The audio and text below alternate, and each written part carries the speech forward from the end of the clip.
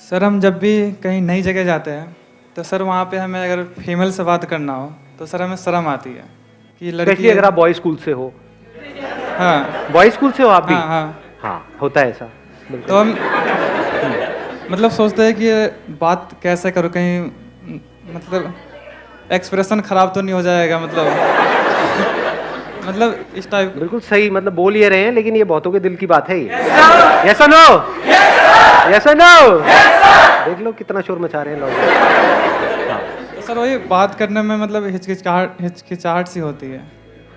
तो अब आप, मैं क्या क्या चाहते हो, मैं लव गुरु बन जाऊं मतलब?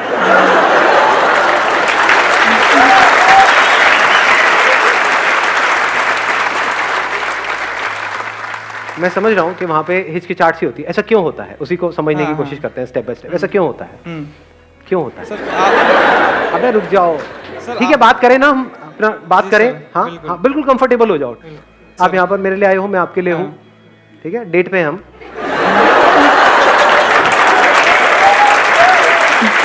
नहीं एक मिनट, हाँ नहीं अब सीरियसली तो ऐसा क्यों होता है कि जैसे ही हम किसी लड़की से बात करते हैं तो कॉन्शियस हो जाते हैं? लड़कों से बात करने में कोई दिक्कत नहीं होती। नहीं लौंडे खड़े हैं 4-5 अपने, बातें चल रही हैं इधर उधर की, मतलब लड़कियों के बारे में बात करने में कोई दिक्कत नहीं होती, उनसे बात करने में दिक्कत होती है। राइट, यही चैलेंज है। जी सर। हाँ, तो तो ऐसा सर- क्यों होता है? सर मैं वही आपसे अरे नहीं, मैं नहीं बताऊं, ये गड़बड़ हो जाएगी, मिलके डिस्कवर करेंगे, मिलके फाइंड आउट करने की कोशिश करते हैं। आपके साथ होता है? हाँ होता है। तो क्यों होता है, ऐसा क्यों होता है? सर मैं चाहता हूँ बातचीत करूँ, बात आगे बढ़े, फ्रेंड बने।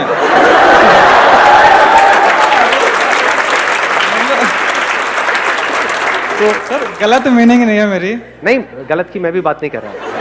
हाँ मैं समझ गया, मतलब आप सिंपल एज अ फ्रेंड किसी से बात करना चाहते हो, लेकिन उसमें कॉन्शियस हो जाते हो। हाँ।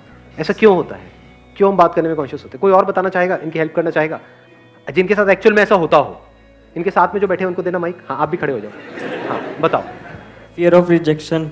फियर ऑफ रिजेक्शन, कि वो रिजेक्ट कर देगी, लेकिन आप उसको प्रपोज थोड़ी कर रहे हो, आप तो बात कर रहे हो। सर अगर वो इंटरेस्टेड नहीं है बात करने में तो उससे क्या हो जाएगा? वो बोल देगी मैं इंटरेस्टेड नहीं हूं तुमसे बात करने में। हमारी तो इंसल्ट होगी ना फिर। अरे यार, अब ये बहुत बड़ी गड़बड़ है। इंसल्ट की डेफिनेशन को ठीक करो। इंसल्ट होती है कि जहां पे आपने कुछ किया और दुनिया को उसके बारे में पता लग गया, दैट इज एन इंसल्ट। उस लड़की से ना तो आप दोबारा मिलने वाले हो, जिसने मना ही कर दिया वो तो दोबारा आपसे कभी मिलेगी भी नहीं। सर अपनी फ्रेंडों को तो आपको पता है, बताएगी। किसी और को थोड़ी पता है। अपनी फ्रेंडों को तो बताएगी ना सर। ये एक नई कॉम्प्लिकेशन है। अपनी फ्रेंडों को तो बताएगी। एक मिनट रुक लो। अगर किसी ऐसी लड़की को आप अप्रोच करो जो आपको जानती ही नहीं है, बातचीत ही तो कर रहे हो, और किसी ऐसी टॉपिक के बारे में बात करो। अब मैं कुछ और तो नहीं बनता जा रहा हूं ये सोल्यूशन निकालते निकालते। अबे यार क्या बना रहे हो। बट वैसे ही मैं इन जनरल बात कर रहा हूं कि हमारे अंदर एक झिझक है बात करने की, है ना। तो आप उसको प्रपोज नहीं कर रहे हो, सीधा ही प्रपोज थोड़ी कर दोगे किसी को जाकर के, मुझसे शादी करोगी? भैया तुम्हारा नाम क्या है? तो आप उससे बात ही तो कर रहे हो। बात करने में तो कोई दिक्कत है ही नहीं। आप कहीं पे जा रहे हो, किसी रास्ते के बारे में आपको नहीं पता, किसी से रास्ता पूछ रहे हो, जैसे मेट्रो में ट्रैवल कर रहे हो और पूछ रहे हो किसी से कि आप एक्सक्यूज मी, बड़े तमीज से, कि ये कहाँ पड़ेगा जो मुझे जाना है, तो वो क्या रिजेक्ट करेगी वहां पे? क्या इंसल्ट होगी वहां पर? और अगर इसकी आप प्रैक्टिस करने लग जाओ तो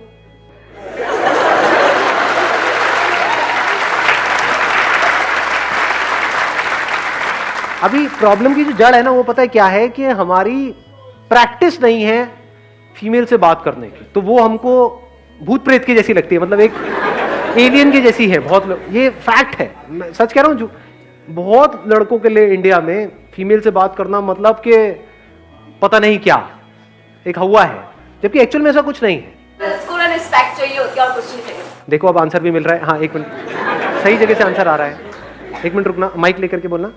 बस गर्ल्स को रिस्पेक्ट चाहिए होती है और कुछ नहीं चाहिए होता। बार बार से दिखाने के लिए नहीं, अंदर से एक्चुअल में आपके अंदर रिस्पेक्ट है उनकी, जिनसे भी आप बात करने वाले हो, चाहे वो अनजान है, लेकिन बड़े रिस्पेक्ट से, बड़े अच्छे से, तमीज से आप बात कर रहे हो उनसे।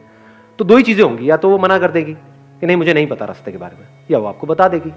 तो जब बताएगी तो बताते बताते थोड़ी बहुत तो बात होगी ना, तो वहां से थोड़ा तो कॉन्फिडेंस डेवलप हो रहा है ना। तो जब इस तरह से आपका कॉन्फिडेंस डेवलप हो जाएगा, तब आप औरों से भी बात कर पाओगे। अरे कोई ऐसा कोर्स ज्वाइन कर लो यार जो सिर्फ लड़कियां करती हैं, अपने आप ही आप अलग बन जाओगे। 1 महीने मेकअप का कोर्स करो ना, वहां पे 90% फीमेल्स होंगी। साइलेंस बिल्कुल खत्म हो जाएगी। ओके, शाइनेस बिल्कुल ही खत्म हो जाएगी।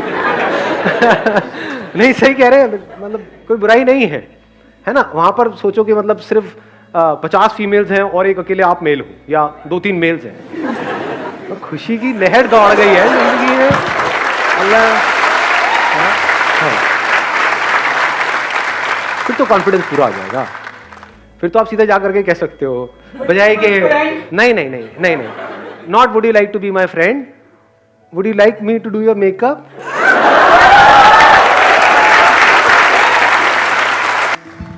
हाय सर। या हेलो सर, मुझे जो पूछना है ना उसका आंसर आप हाँ या ना मत देना, कुछ प्रॉपर आंसर चाहिए। अभी तक मैंने सारे इम्प्रॉपर दिए हैं।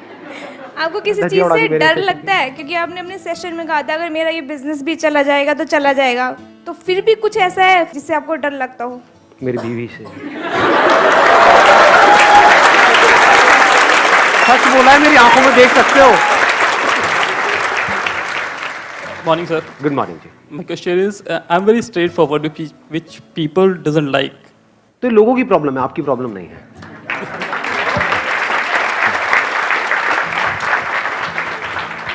सर, लाइफ में लक कितना क्रूशियल रोल प्ले करता है। जैसे मैंने अपनी जॉब छोड़ के बिजनेस किया, उसमें सब सेटअप किया, फिर भी नहीं हो पाया, फिर मैं हार गया।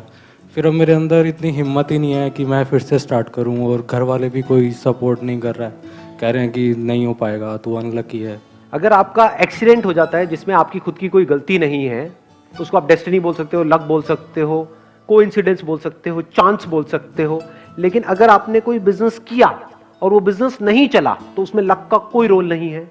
जो बिजनेस का चलना और नहीं चलना है वो समझ से कनेक्टेड है। तो वहां पर अपनी किस्मत पे काम नहीं करना है, समझ पे काम करना है। Please have a seat. I just want to ask कि जो हमारे साथ बुरे हैं उनके साथ हमें अच्छा होना चाहिए या इक्वल होना चाहिए? जो हमारे साथ बुरे हैं उनके साथ ना अच्छा होना चाहिए, अच्छा होगा तो वो आपको बेच के खा जाएंगे, और अगर उनके साथ बुरे होगे तो आप में और उनमें फर्क ही क्या रह गया, तो उनसे दूर रहो। और कौन है? मैं एक सर LIC एजेंट हूँ, और सर मेरा जो टारगेट है वो टॉप 10 का है इंडिया में, बट सर कभी कभी मैं डाइवर्ट हो जाता हूँ। तो उसको सर कैसे कंटिन्यू किया जाए कि मैं अपने एम को चेंज कर सकूँ? जो सबसे पहले तो इस टारगेट को छोड़ दो, ये टॉप 10 में आना। अपना टारगेट बनाओ कि मेरे को इस फील्ड का मास्टर बनना है, ऐसा मास्टर जो आज से पहले ना कभी हुआ है ना कभी होगा। तो टॉप 10 तो क्या, आप पता नहीं कहां आ जाओगे। Thank you so much. Understanding मरते दम तक नहीं बदलती है। अगर अंडरस्टैंडिंग राइट अंडरस्टैंडिंग हो तो, रॉन्ग हो तो बदल जाती है। रॉन्ग मतलब क्या, आपको आकर के किसी ने कहा कि हाँ भाई तेरी ये मनोकामना पूरी करनी है तो इस भगवान की पूजा कर जा करके, फिर कोई दूसरा आया कहता नहीं इनसे कुछ नहीं होने वाला, ये वाले भगवान इतने नहीं चलेंगे, वो तेरा ये प्रॉब्लम है ना इसके लिए ये वाले भगवान ज्यादा बेटर है, वहां तो उल्टा हो जाएगा तेरे साथ में। समझ गए ना? तो बदल गई। पहले आपकी एक अंडरस्टैंडिंग थी कि ये गुरु परफेक्ट है, अब आप कह रहे हो नहीं ये परफेक्ट नहीं है, वो परफेक्ट है। क्यों बदल गई? फैक्ट पे बेस नहीं थी। It is not a fact कि वो परफेक्ट है या वो बहुत बढ़िया है, ये कहीं से सुन लिया कर लिया ये वो जाकर के, बस समझ आ गया। तो फैक्ट्स के बेस पे जो अंडरस्टैंडिंग होती है वो नहीं बदलती है। तो अभी अंडरस्टैंडिंग अगर हमारी ये हो कि लाइफ में अभी इस पॉइंट पे आपके लिए सबसे इंपॉर्टेंट क्या है, हेल्थ, करियर, ये दो अलग अलग चीजें निकल करके आ रही हैं। उससे भी पहले कुछ हेल्थ को भी हटाओ, करियर को भी हटाओ।